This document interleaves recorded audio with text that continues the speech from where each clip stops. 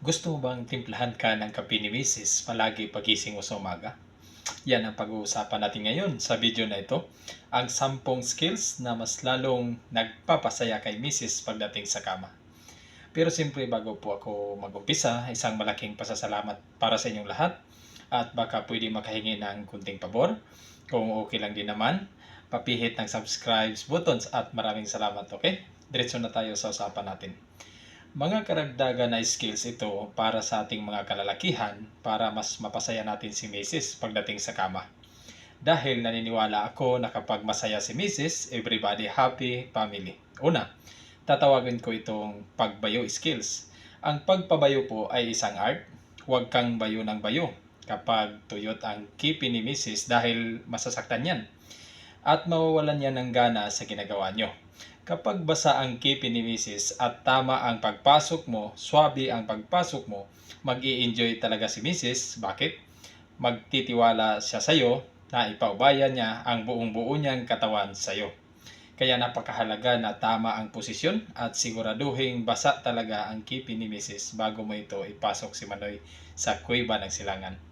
Pangalawa, tawagin ko itong dila skills. Ang pagdila sa manit ni Mrs. at dalawang pasas ni Mrs. lalong-lalo na sa batok ni Mrs. ay kung maaari gawin mo ito talaga na kung maaari gawin mo talaga ang mga ito at dapat matalino ka sa mga ginagawa mo at sikapin mong maging magaling ka dito. At paalala lang sa mga misis at kapag alam nyong magdadive na si Mister, hugas-hugas din pag may time para panggigilan pa ni Mister yung mabangon yung bulaklak. Kasi kapag may amoy yan, nakakawala din yan ng intense o gana sa mga mister nyo, okay? Pangatlo, dapat marunong kang sumabay sa bawat galaw nyo. Dapat alam mo kung kailan ka bibilis at kailan ka magdandahan. Ang pakikipagniig natin sa ating mga partner ay maihaling tulad ito sa pagsasayaw na dapat sabay kayong umiindayog.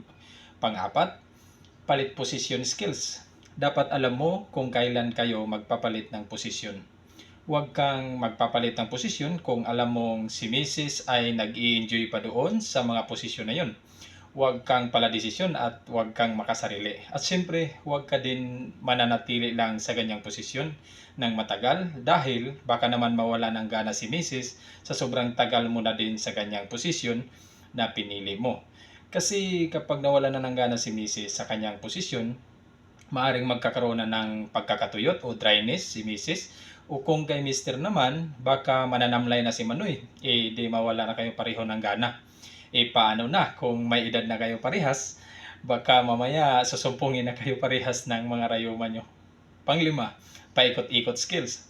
Mahalaga din ito, siguraduhin mong kapag naipasok mo na si Manoy sa silangan ni Mrs., huwag naman puro straight lang ang pagtulak mo. Dapat siguraduhin mo rin na iikot-ikot mo sa loob para matamaan mo yung insaktong anggulo kay Mrs. Wiggle-wiggle ba kung tawagin?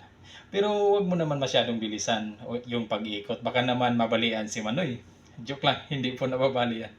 Baka maipitan ka lang ng ugat kapag masyado mong binibilisan. So dahan-dahan lang ang pag-ikot-ikot at pagpasok sa kanya para naman matumbok mo ang mga kiliti sa ilalim ng kipi ni Mrs. Pang-anim, salita skills. Dapat bago ang lahat, dapat marunong kang makipag-communicate. Bakit? Lalong-lalo na sa usapang SEX. Dito pa lang dapat mapapawaw mo na si Mrs. Yung tipong usapan nyo pa lang, manggigigil na si Mrs. Ibig ko sabihin, dapat marunong kang mag-connect through conversation. Pang-pito, halik skills. Dapat alam mo kung ano ang halik na nakakapagpagana mo kay Mrs. Hindi lang basta-basta na halik sa labi, dapat yung tamang halik sa kanyang mga daliri, sa kanyang pisngi, sa kanyang balikat, sa kanyang batok at leeg. Yung mga parting yan kasi, ayon sa mga kababaihan, yan ay napakalakas ng kiliti ayon sa kanila.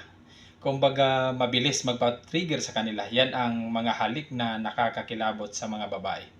Pangwalo, tawagin ko itong pakipagyakapan skills. Madalas, bago tayo mag-umpisa, yakapan muna, di ba?